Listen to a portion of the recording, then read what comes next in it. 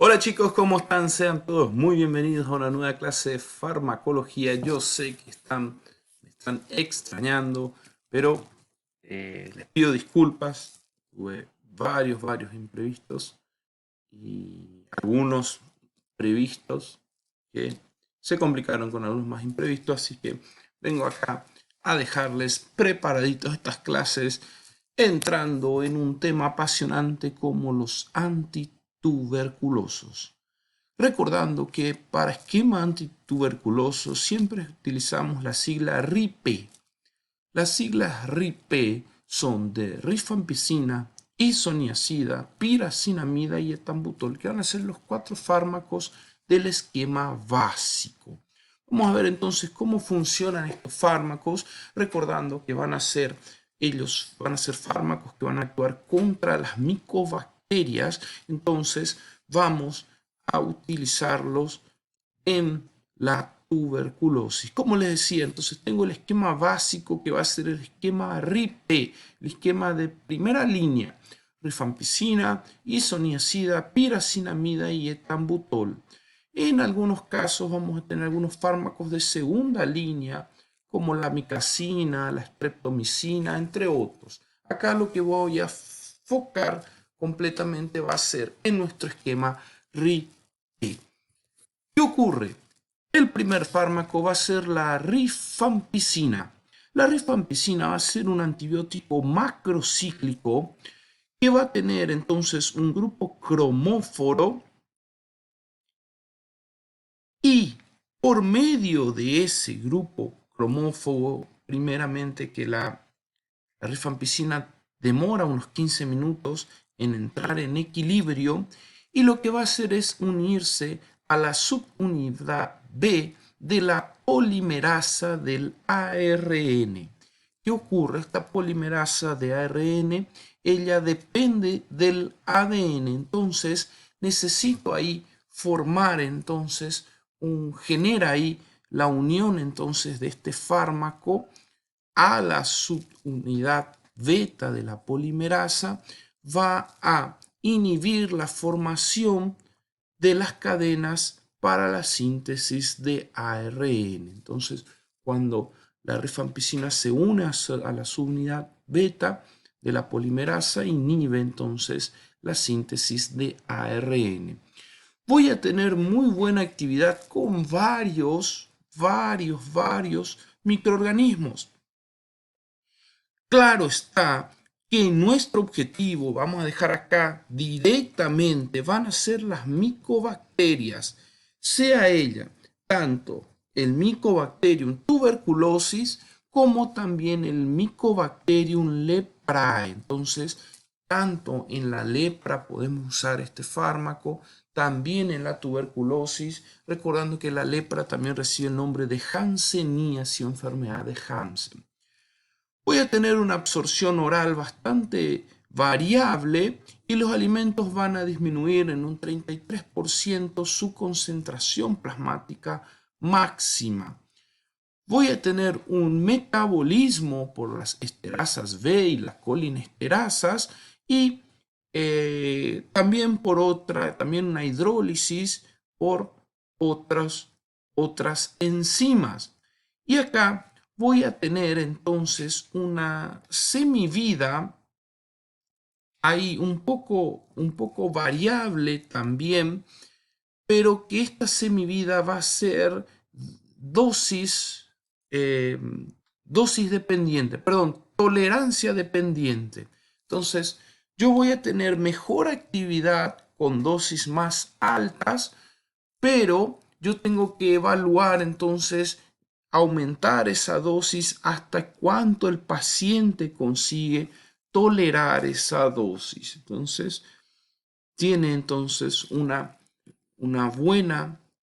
dependencia de la tolerancia de los pacientes. Normalmente vamos a utilizar 600 miligramos una vez al día. Podemos utilizarlos entre 1 a 2 horas antes de los alimentos. Utilizamos en ayuno, por lo que dije hace rato, que tengo un 33% de disminución de su absorción con los alimentos.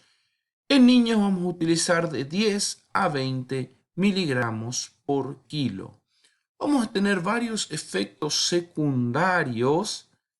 Sí, me recuerda al último examen que hice, ¿verdad? Erupción, fiebre, náuseas, vómitos y muchas veces también puedo tener casos de hepatitis o insuficiencia hepática. Cuando esto se mostró letal, era porque el paciente ya tenía alguna enfermedad hepática ya antes de iniciar el tratamiento. Algunas interacciones farmacológicas van a ser principalmente acá en todos los fármacos, en todos los pacientes con tuberculosis, yo tengo que evaluar o rastrear el VIH. Entonces, hay mucha coexistencia tuberculosis y VIH. Entonces, ¿qué ocurre? Si el paciente tiene tuberculosis, nosotros tenemos que evaluar ahí. ¿Por qué? Porque los inhibidores de la proteasa que usamos en las VIH, los conocidos como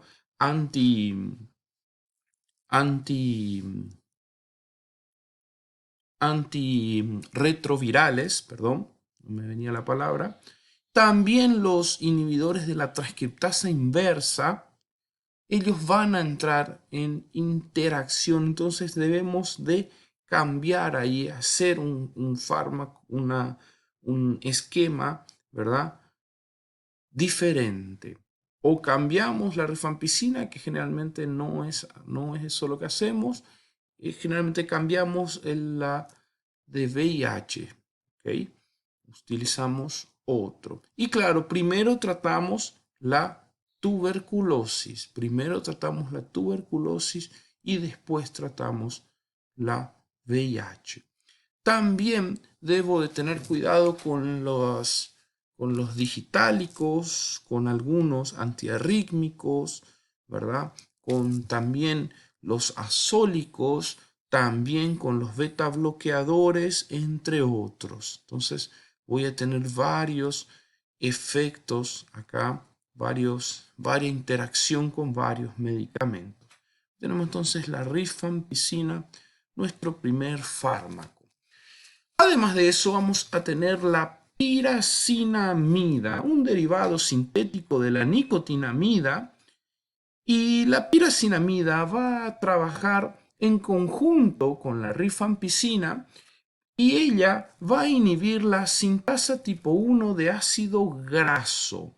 ¿Qué ocurre? Al inhibir la sintasa tipo 1 de ácidos grasos, yo voy a tener una inhibición en la síntesis del ácido micólico. Recuerden que son micobacterias, entonces tienen a su alrededor, en una camada externa, van a tener este ácido micólico en su pared celular como medio de defensa. Además de eso, también va a disminuir el pH dentro de la bacteria, va a generar ahí una acidificación intracelular y también va a inhibir el transporte a través de la membrana. Muy buen fármaco, entonces, actividad microbiana, antimicrobiana, bien en pH ácido, por eso entonces ella acidifica. La dosis, la absorción va a ser aproximadamente del 90% y el fármaco se va a concentrar 20 veces más en el epitelio pulmonar. Entonces, reparen, en la tuberculosis pulmonar a nosotros nos va a servir muchísimo, eh, este fármaco porque va a irse y acumularse en el lugar que nosotros realmente queremos.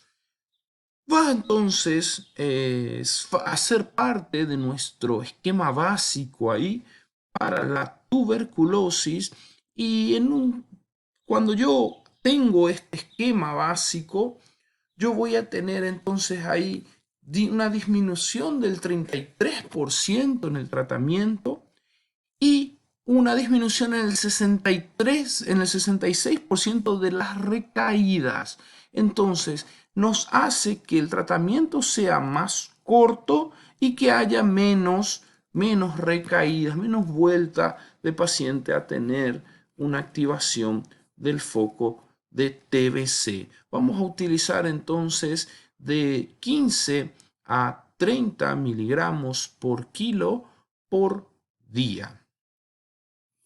Los efectos secundarios también van a ser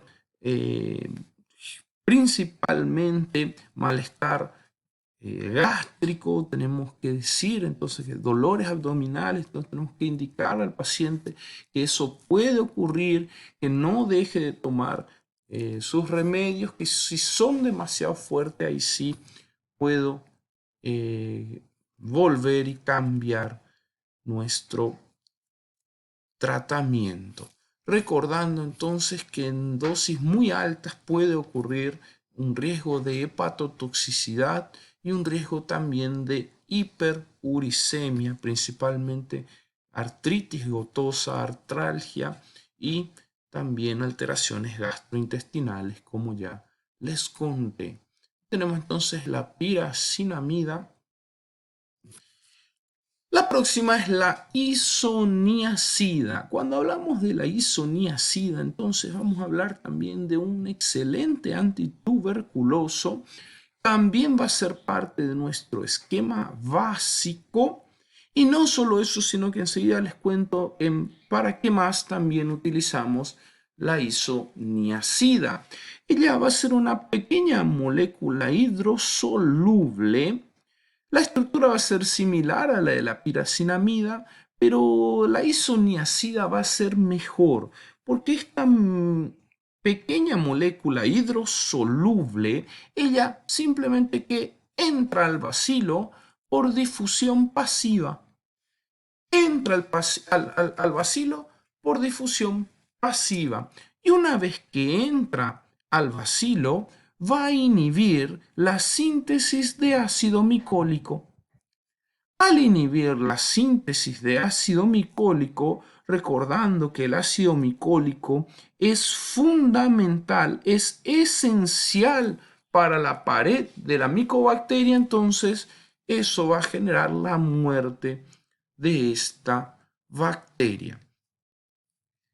Voy a tener muy buena entonces actividad, claro, siempre foco es nuestro Mycobacterium tuberculosis, pero los otros Mycobacterium, el bovis, el kansasi y sobre todo el leprae también pueden estar acá. La biodisponibilidad va a ser de un 100%, la dosis que utilizamos es de 300 miligramos y 10% del fármaco se va a distribuir unido a proteínas plasmáticas. Aproximadamente en 24 horas se van a excretar casi el 95% de este fármaco. Muy bueno, entonces, recordando que también va a sufrir una fuerte metabolización hepática y vamos a utilizar entonces 5 miligramos por kilo y nuestro máximo va a ser, como ya les conté, la dosis de 300 miligramos. En el caso de, como acabé de contar, este fármaco tiene un gran metabolismo. Los niños, al poseer un mayor metabolismo, utilizamos una dosis un poco más alta, una dosis de 10 a 15 miligramos por kilo al día. Recordando, y acá tenemos el plus de la isoniazida. Les dije entonces que este fármaco se utiliza en la tuberculosis pulmonar y extrapulmonar, pero también puede utilizarla en la profilaxis de la tuberculosis. Alguien que no tiene tuberculosis pero que tuvo contacto, entonces puede utilizar este fármaco como profilaxia.